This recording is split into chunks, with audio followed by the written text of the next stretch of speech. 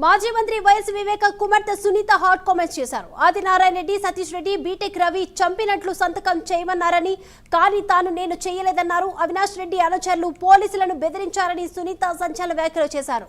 సునీత దంపతులు కడప ఎస్పీ అశోక్ కుమార్ ను కూడా కలిశారు. వివేక హత్య కేసు తాజా పరిణామాలను ఎస్పీకి సునీత, రాజశేఖర్ రెడ్డి వివరించారు. సుప్రీంకోర్టులో నిందితుల బెయిల్ రద్దు పిటిషన్ దృష్ట్యా ఎస్పీతో వారు సమావేశమయ్యారు.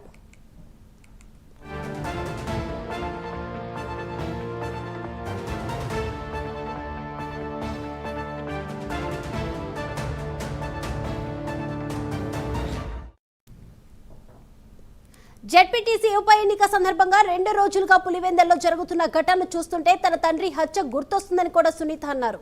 గొడ్డలి పోటుతో వివేక పడి ఉంటే అప్పుడు గుండెపోటు అని చెప్పారన్నారు. గతంలో టీడీపీ నేతలు చంపారని నమ్మబలికారని ప్రస్తావించారు. పోలీసులను బెదిరించి క్రైమ్ సీన్లను తుడిచేశారని, హత్య తర్వాత ఒక లేఖ తెచ్చి ఆదినారాయణ రెడ్డి, సతీష్ రెడ్డి, బీటెక్ రవి చంపినట్లు సంతకం చేయమంటే తాను చెయ్యలేదని సునీత తెలిపారు.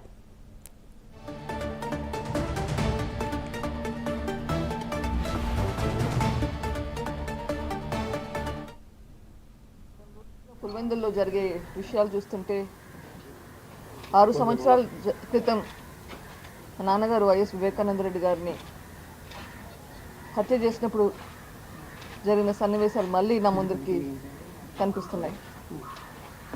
గొడ్డలిపోటుతో నరకబడి అక్కడ బాడీ పడి ఉంటే అది ఫస్ట్ హార్ట్ అటాక్ అని చెప్పారు.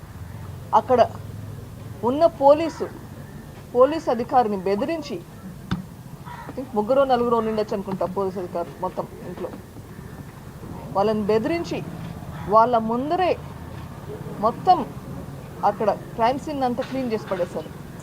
తర్వాత నేను వస్తే నా దగ్గరకు ఒక లెటర్ తీసుకొచ్చారు. ఈ హత్య ఆదినారాయణ రెడ్డి, సతీష్ రెడ్డి, బీటెక్ రవి చేయించారు అని రాసి తీసుకొచ్చి దాని మీద నా సంతకం పెట్టమన్నారు. దాని మీద నా రోజు నేను సంతకం పెట్టలేదు. మరుసటి రోజు నారాసుర రక్త చరిత్ర అని పెట్టారు. అది నన్ను నమ్మించారు. ఆ రోజు సాయంత్రం నా పక్కన ఉండి ఇట్లే ఒక మీడియాని అడ్రస్ చేస్తూ ఇది టీడీపీ వాళ్ళే చేయించారు అని చెప్పారు. అది నేను నమ్మాను. సురేష్ అంటే సంటి మా బంధువే, ఆయన దెబ్బలు తగిలాయని బాధపడుతున్నారు.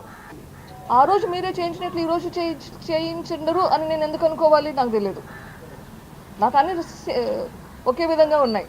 ఆ రోజు మీరే చేయించారు, మళ్ళీ ఈ రోజు కూడా మీరే చేయించుండొచ్చు కదా. మీరే అందరినీ రెచ్చగొట్టి చేయించేలా చేసిండొచ్చు కదా. గత